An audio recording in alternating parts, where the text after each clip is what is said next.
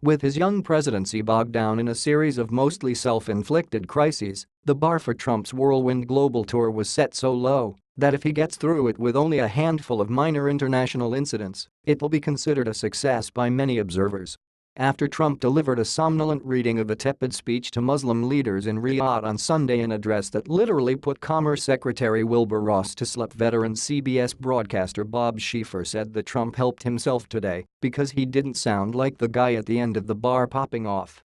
Instead, said Schieffer, the President of the United States actually sounded presidential.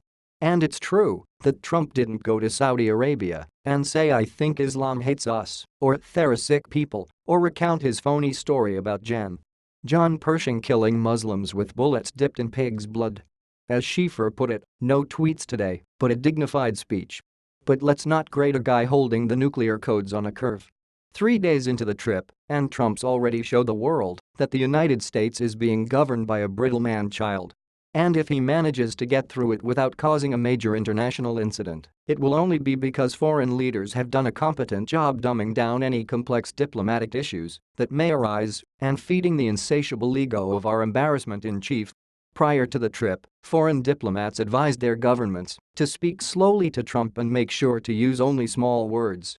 That's a slight exaggeration, but Peter Baker reported for the New York Times that foreign officials and their Washington consultants say certain rules for dealing with Trump have emerged. Keep it short. 30-minute monologue for a 30-second attention span. Do not assume he knows the history of the country or its major points of contention. Compliment him on his Electoral College victory.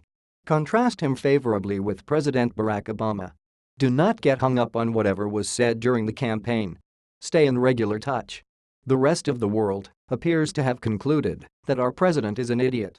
A lynching on the University of Maryland campus. The airport lawyers who stood up to Trump are under attack. North Carolina is once again found guilty of discriminating against black voters. Trump made clear that he won't even pay lip service to human rights, breaking precedent.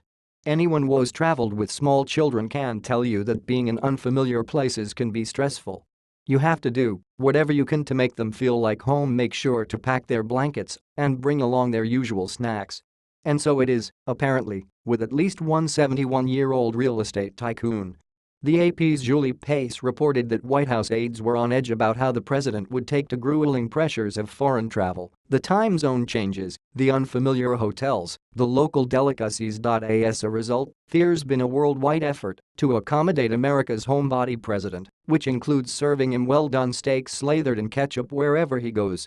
Nonetheless, after 2 days of travel, Trump will repeatedly called both Jeb Bush and Hillary Clinton low energy skipped a scheduled event because he was just an exhausted guy, according to an aide. Last week, The Washington Post reported that the president eschews exercise because he believes it drains the body's finite energy resources, so perhaps it could have been worse still.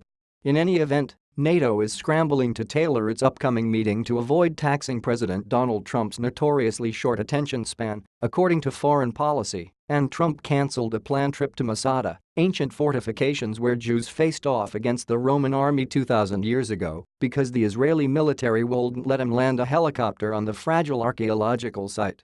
Jen. H.R. McMaster, Trump's national security advisor, is tasked with babysitting this erratic character through a difficult trip, according to CNN's Jake Tapper. But a source told Tapper that it can be difficult to advise the president effectively given his seemingly short attention span and propensity to be easily distracted. You can't say what not to say, the source said, because that will then be one of the first things he'll say. Trump seemed to confirm that on Monday when he told Israeli reporters, "Just so you understand, I never mentioned the word or the name Israel to the Russians," when he shared highly sensitive intelligence with them in the Oval Office 2 days after firing his FBI director. The stakes are higher now than ever. Get the Nation in your inbox.